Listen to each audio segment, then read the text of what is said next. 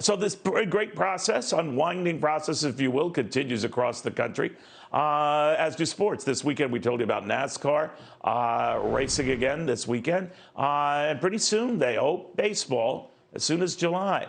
Charlie Gasparino has been following that. What are we hearing, Charlie?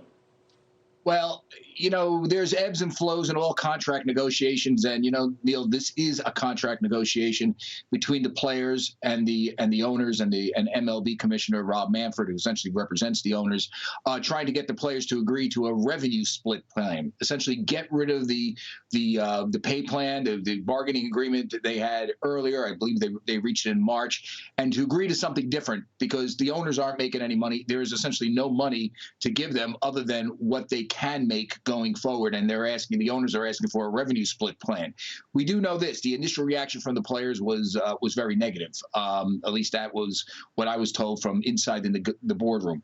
But there is hope, according to the owners. The owners really believe that the players are going to go along with this. And one of the reasons why they believe it is because inside the latest player agreement with the owners, the contract agreement, there were clauses in there. If there was no fanless stadiums, what would happen if they couldn't make money on concessions? Because as you know, baseball makes a lot of money on concessions and fans showing up to the ballpark.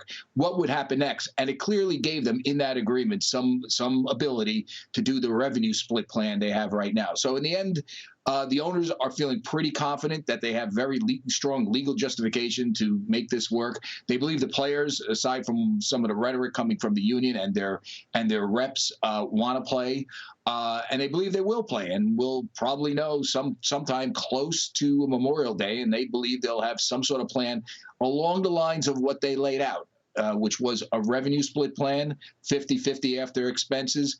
And you get more if fans are eventually let in the ballparks, and all those safety protocols, which are pretty amazing if you go through them. It's from what I understand, there are hundreds of them, including testing and how to travel and you name it. It's in there.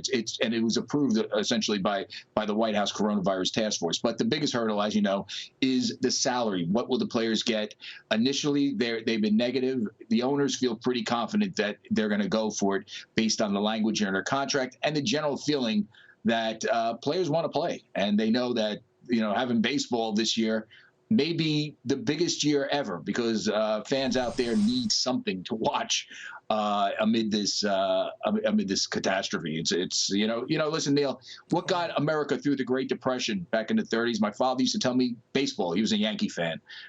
Baseball is a part of our life. Yeah. And if we don't have it this year, it's going to be even more difficult hill to climb. Back to you. All right. Thank you, my friend. Be safe. Be well. Charlie Gasparino on that.